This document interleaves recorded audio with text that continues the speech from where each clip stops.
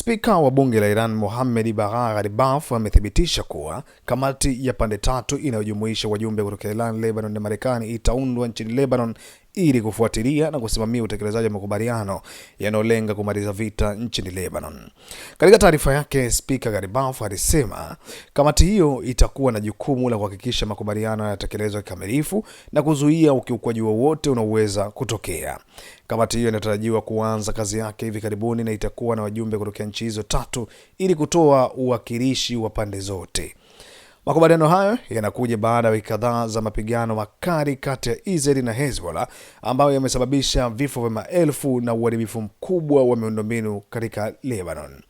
Mazungumzo yanayoongozwa na Marekani yamefikia hatua muhimu na kamati hii inatarajiwa kuwa na jukumu muhimu katika kuhakikisha utulivu wa eneo hilo.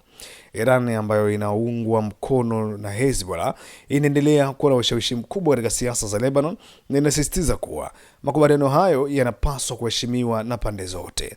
Spika Ghalibaf amesisitiza kuwa kamati hiyo itahakikisha kuwa hakuna ukiukwaji wowote wa makubaliano na itafanya kazi kwa uwazi na haki. Marekani na Israel zimekuwa na msimamo thabiti kuhusu suala la silaha za Hezbollah na usalama wa mpakani, na kamati hii inatarajiwa kushughulikia masuala hayo ili kurejesha amani katika eneo hilo. Kuundwa kwa kamati hii ya pande tatu kunaweza kuwa hatua muhimu katika kurejesha utulivu katika Lebanon na kanda Mashariki ya Kati, ambapo waangalizi wa kimataifa wanaendelea kufuatilia kwa karibu jinsi kamati hiyo itakavyofanya kazi na ikiwa itaweza kuleta matokeo mazuri. Hali ya usalama katika Lebanon inabakia kuwa tete na juhudi za kimataifa zinaendelea ili kuhakikisha makubaliano yanatekelezwa na amani inaweza kurejea ndani ya Mashariki ya Kati.